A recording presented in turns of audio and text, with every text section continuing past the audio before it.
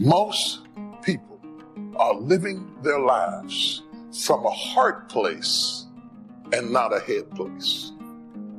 Most people are governed by their emotions. How many of us are living a headless life? Real decisions that move your life along are not coming out of your emotions, they're coming out of your head. Feelings can get us into trouble. But we've got to learn how to follow wisdom and not just follow our feelings around. If you live on that shallow level, just always letting your flesh have its way, later on you're going to have some major regret. Friends, the pain of discipline is minuscule compared to the pain of regret. You've got to learn to discipline the negative feelings and keep a good attitude anyway. A person who does not function out of their head is a person without government, because you will forfeit what God has given you because of how you feel. Are you so busy managing your feelings and the people around you that you're not making progress in life? You can't cry your way out. So why are you doing what doesn't work? Why are we loyal with ineffectiveness? And we are loyal to things that we know don't work, but because this is how I feel.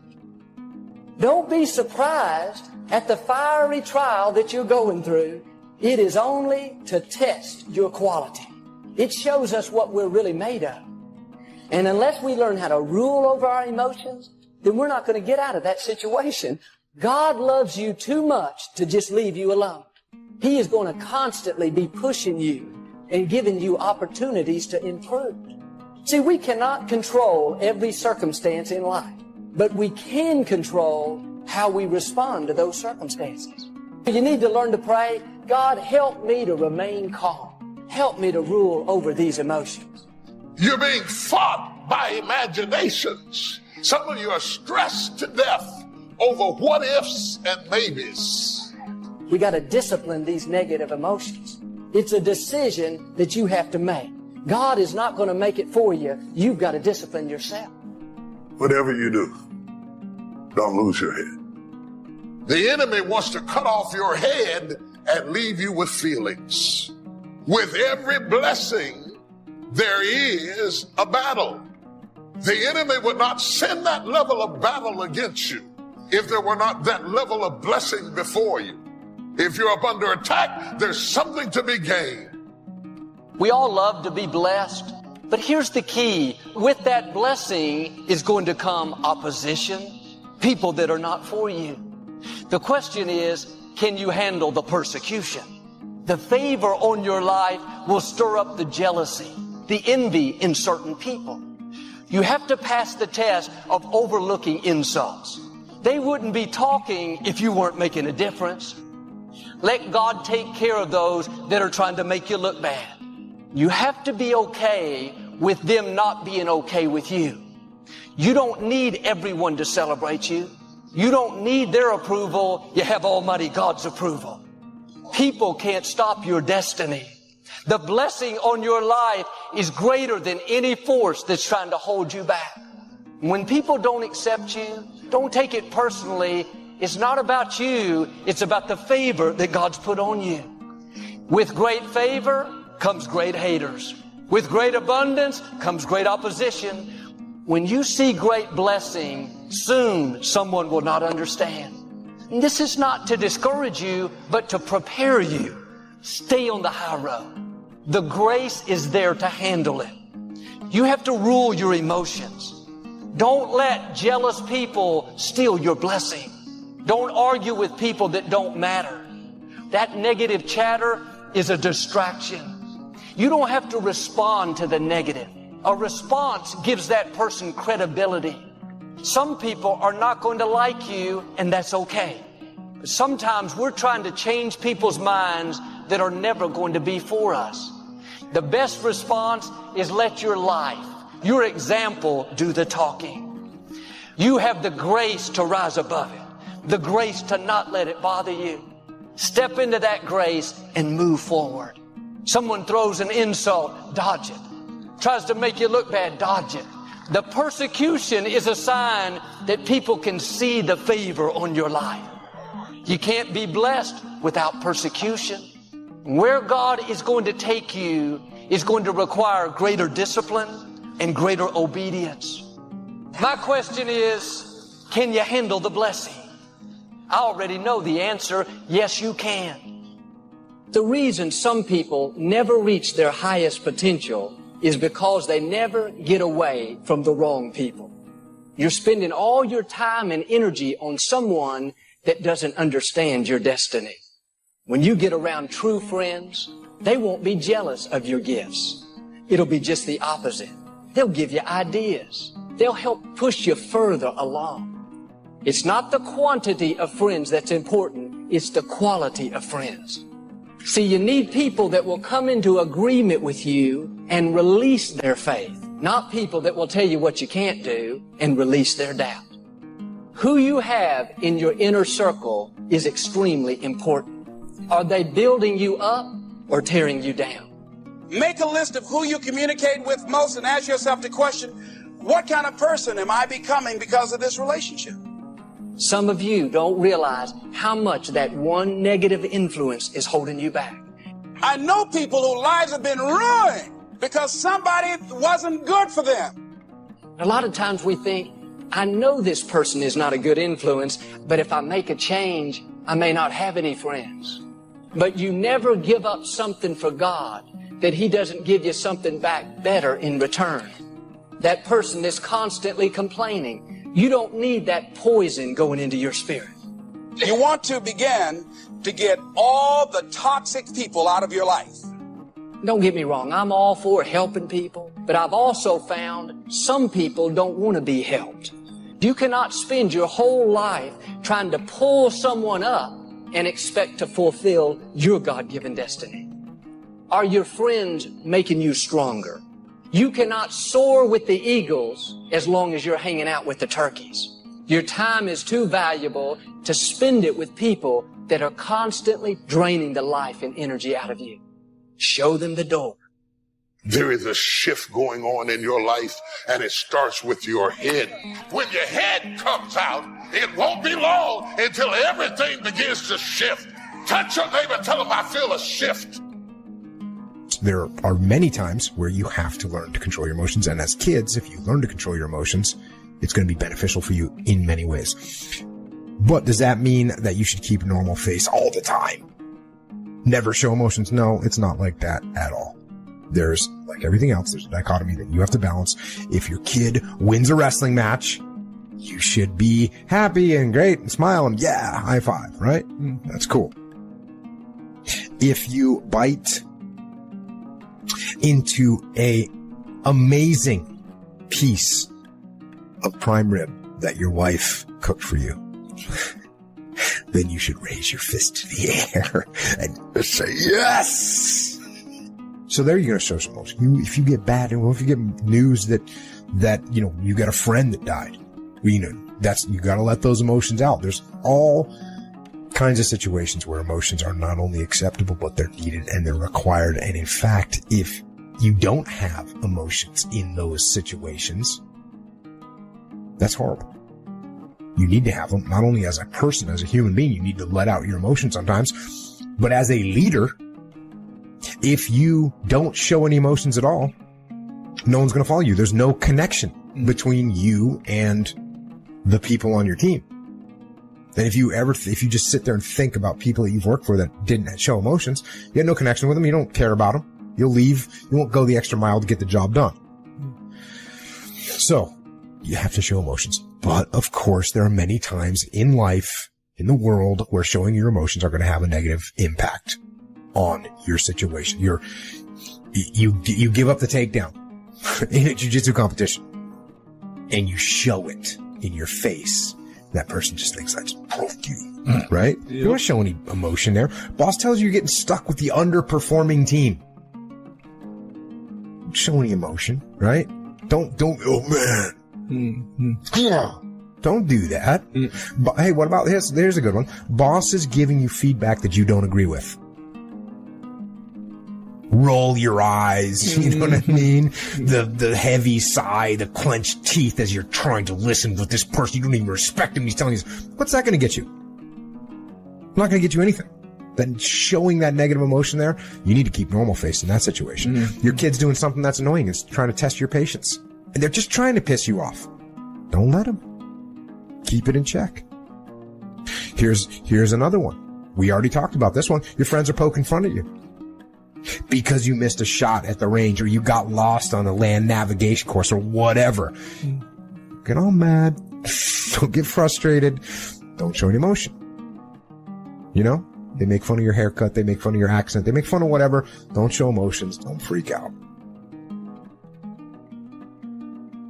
That's the other balance. Now, there are also times where you might have to force yourself to show some emotion just to get the point across, right? Your kid hasn't listened to you after 5 or 6 violations. You might have to show some anger.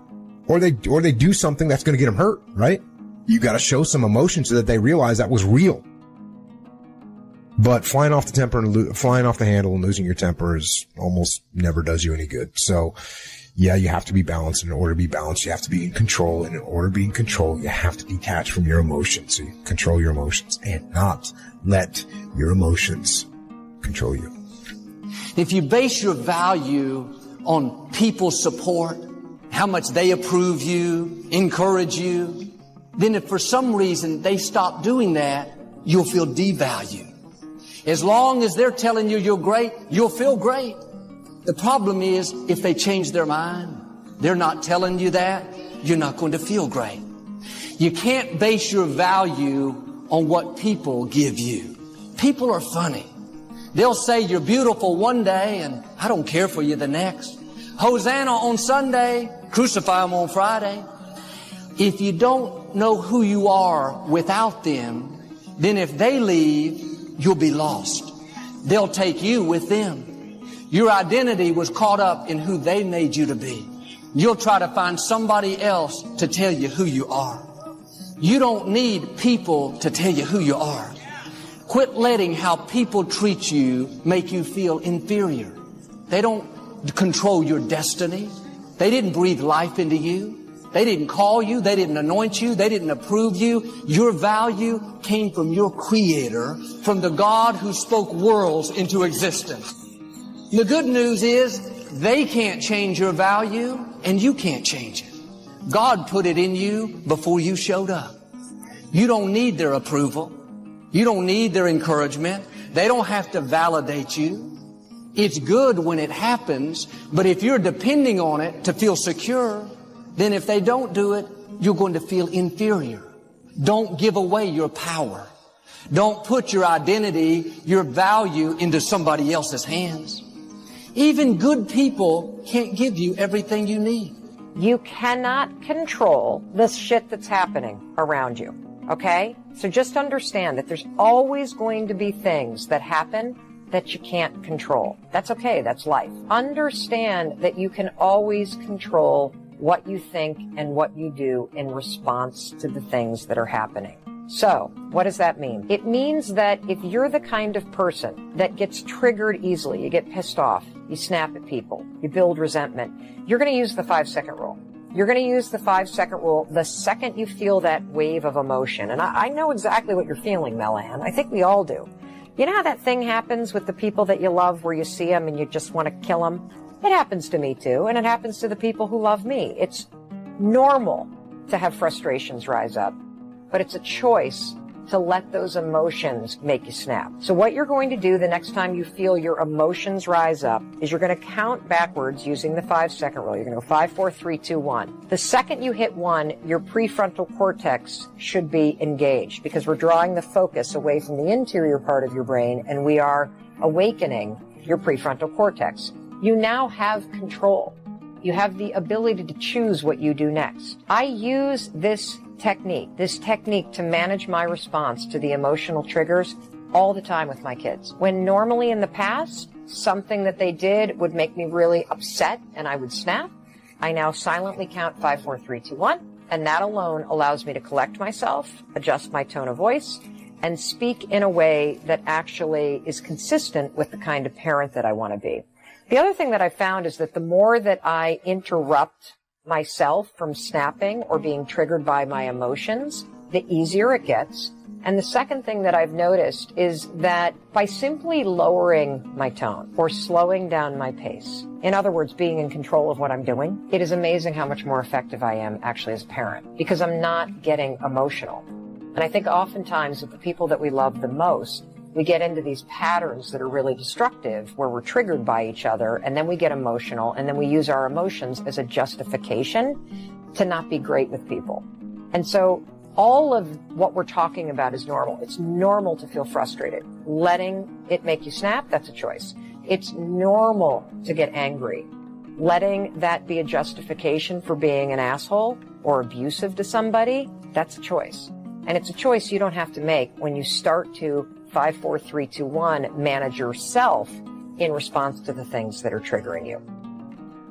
The devil's job is to make you think you ain't gonna make it. The devil don't care about you. That's his one job, to keep you from your destiny. The devil don't ever want you to be what God created you to be. When you discover your gift, then here go the devil.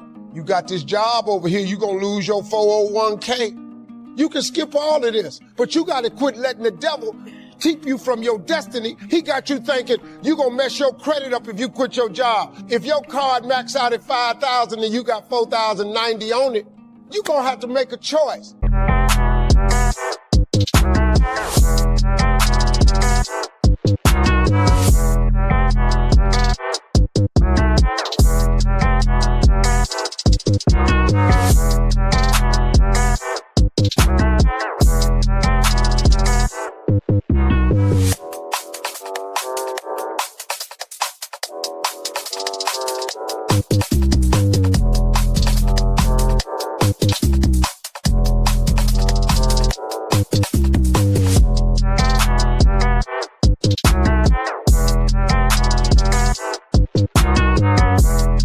He tried to keep you from being who God made you to be. If you've been dreaming of opening that business, you should start the process. See, if you make one step, he'll make two, but he can't make his two unless you make your one. Fill out the application. Send in the paperwork. Do something, man. Start creating a website. Let your job sponsor your dreams. Take that money and start your website. What is you talking about now? Take whatever money you owe Kmart and Sears, buy your business cards. Take one of your bills one time instead of paying it, and don't worry about where you're going with it. He'll show you the way to go. But he got to make sure that you want to get to your destiny first. He going to show you how to do it. You can believe that. And don't ever be too proud to pray.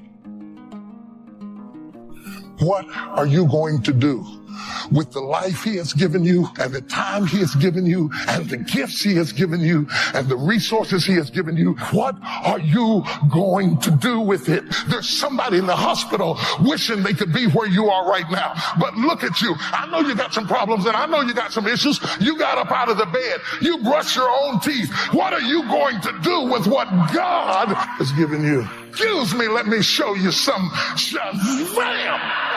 4. I got 10 and you got 4. How can you be that happy about 4? Both of us have 100% increase over where we started. Full, die empty, live life on their terms, and not to be a volunteer victim. You're saying yes for a bigger life. You're saying yes, I'm ready to be empowered to snatch victory from the jaws of defeat. You're saying yes, I'm tired of playing small. You're saying yes to providing for yourself and your family. I'm not mentally fit to work for somebody for the rest of my life. Yes to your dreams. Yes to your unfolding future. My heart would beat so fast. And my heart said, I can do that. My mental conditioning began to speak. You can't do that. You don't have a college education. What makes you think that you can speak for AT&T, Procter & Gamble, McDonald's Corporation, IBM? You can't do that. How many of you ever thought about something you wanted to do and then your mind talked you out of it?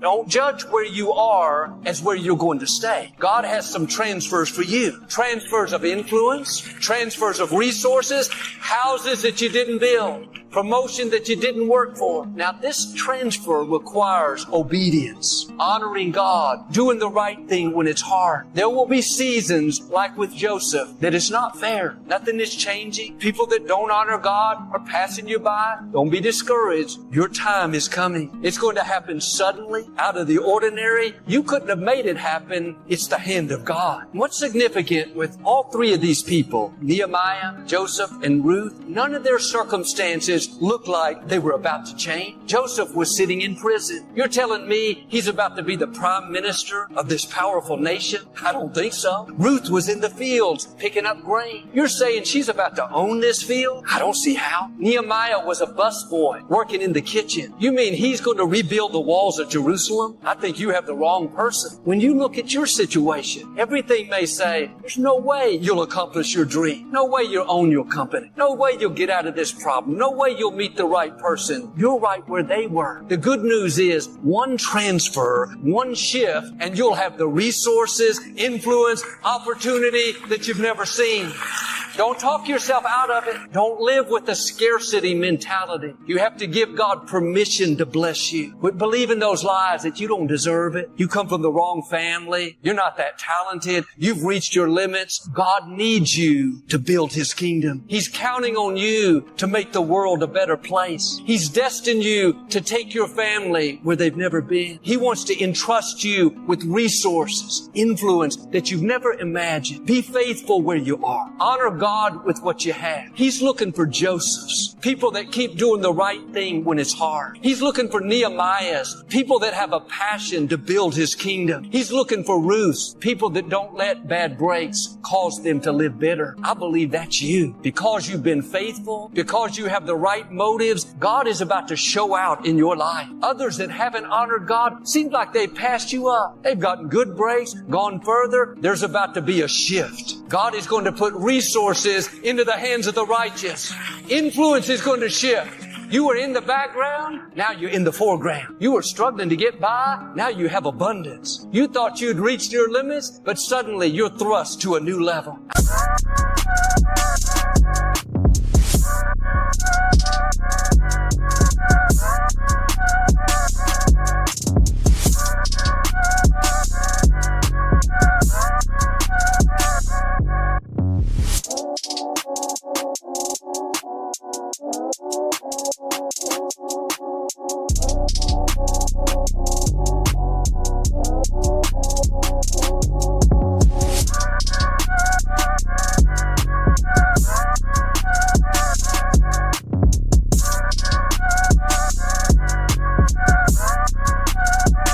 I believe and declare a transfer is coming for you. Like Nehemiah, you're going to accomplish dreams bigger than you thought possible. Like Joseph, you're going to handle resources you've never imagined. Like Ruth, you're going to go from working in the field to owning the field. I know it wasn't fair. I know they did you wrong. You don't understand it. Leave that all in God's hands. Just do your part, get your passion back, get your faith back, get your dreams back. This is what made David a champion. Not that he didn't have injustice, not that he never had bad breaks, things that weren't fair, people that did him wrong. He knew how to get back up. He dried his tears. He shook off the defeated mindset, told his men, get up. We're going to go attack the enemy. He didn't stay on the defensive, thinking that he's seen his best days. His attitude was, I have a destiny to fulfill. This bad break didn't stop my purpose. I know that God will make it up to me. And that's how you move forward when it's unfair. Not looking to people, not hoping your boss will feel sorry for you, not counting on your friend to make it up to you. Look up to your Creator. Look up to the Most High. He's the one that has beauty for the ashes. He's the one that can bring you out better than you were before. David and his men headed out. They didn't know where the Amalekites were. Along the way, they found a man that was very sick. They gave him food and water and asked who he was. He said he was a slave of the Amalekites. They had left him behind. He was too weak to travel. David said, said, tell me where they are and I'll spare your life. He led them straight to the Amalekites' camp. God knows how to put the right people in your path. He knows how to get you to where you're supposed to be.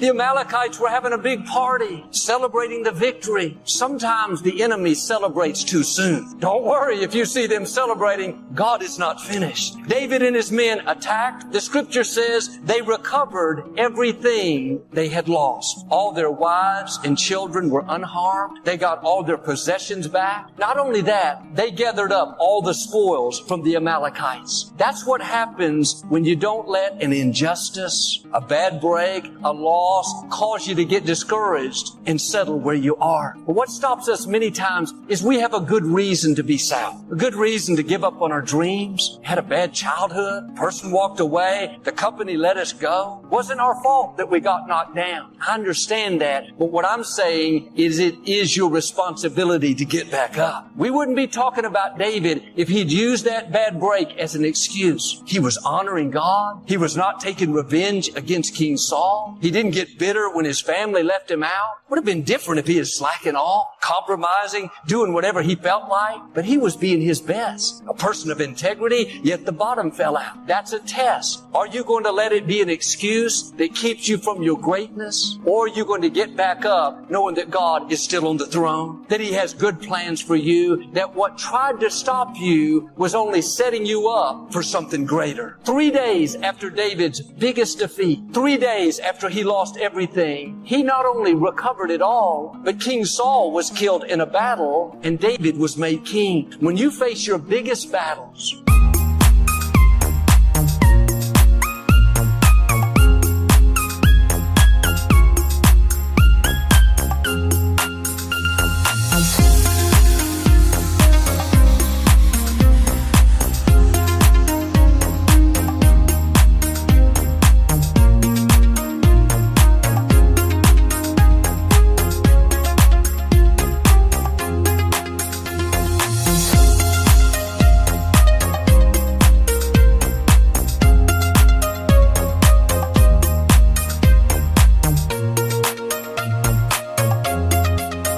the most unfair, unjust, that's a sign that you're close to seeing your greatest victories, your biggest accomplishments, your most rewarding relationships.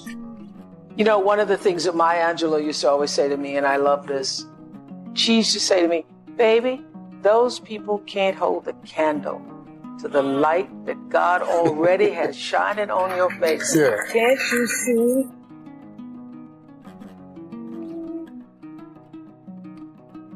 So I learned to focus on the light that God has shining on my face and not worry about the people who trying to put up a candle and burn it. When you have haters, you have to understand what haters are. Haters are a very limited number of people. They're really not the massive amounts that operate in your life. It's just that hate is so loud. Hate is louder than love, but love is stronger. If you focus on the people that love you, you can blow over the haters. Haters ain't. Most people hate you only because of the way other people love you. That's why you got most of your haters anyway. You're allowing people who don't matter, right, in the grand scheme of your life, when it comes to like the totality of your life, the grand scheme of your life, you're allowing people things that really don't matter to matter so much. That's why I hardly respond to like the negativity or the hate. It's really got to a point where it's funny to me. I feel sorry for those people because it doesn't matter. It doesn't. I know they're not going to support me. They're not going to do anything for me. So why does it matter? What you may think is a disappointment, a person that walked away, a friend that betrayed you, a coworker that's trying to make you look bad. You may not like that, but you couldn't reach your destiny without them. It's all a part of God's plan to get you to where you're supposed to be. David would only be known as a shepherd boy if it wasn't for Goliath. Goliath was strategically placed in David's path, not to defeat him, but to promote him. Without Goliath, David would have never taken the throne. Don't complain about your enemies. It may look like a setback, but really it's a setup for God to get you to your throne. People's opinion of you is none of your business. I have lots of haters. They on the internet all the time. But who are they though? They don't even know me. People who are haters on the internet, I call them thumb gangsters. They just typing. Their little punk got a private page. They saying about, they don't even know me. So I don't give them no energy. I give haters no energy. Steve ain't this. He think he this. You don't even know me. So I just keep going through. But then I tell you something too. Haters motivate me. Because when they talking about me, that means I'm doing something. If you have no haters, if you don't have any haters, you ain't doing nothing, man. We don't have to play up to people, try to convince them to like us. Hopefully they'll give me a good break. No, God doesn't have to use your friends. He can use your enemies, your critics, the ones that are trying to push you down. He can use them to push you up. Some of my enemies, I feel like I need to write them a check. If they hadn't have been against me, I wouldn't have prayed so hard.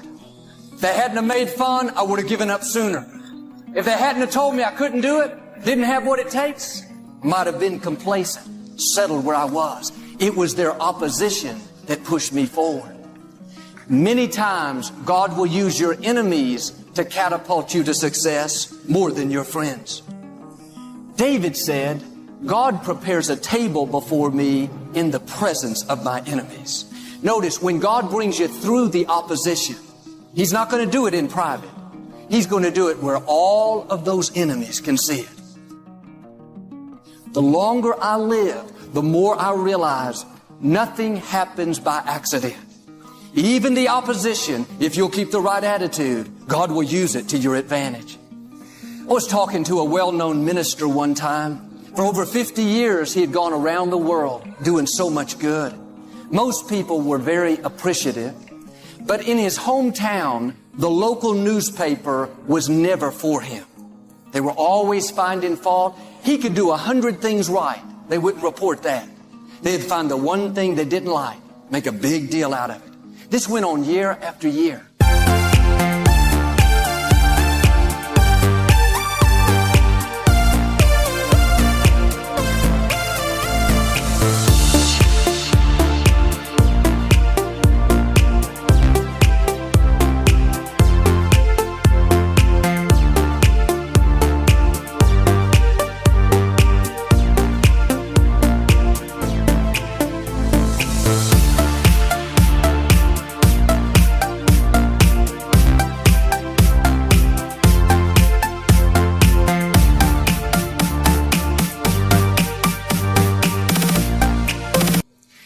Had an interesting perspective.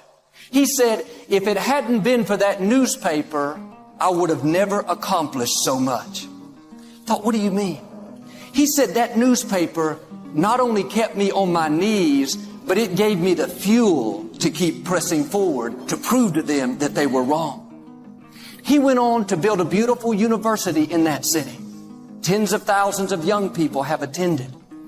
And toward the end of his life, when he was just about done, all of a sudden, the newspaper had a change of heart.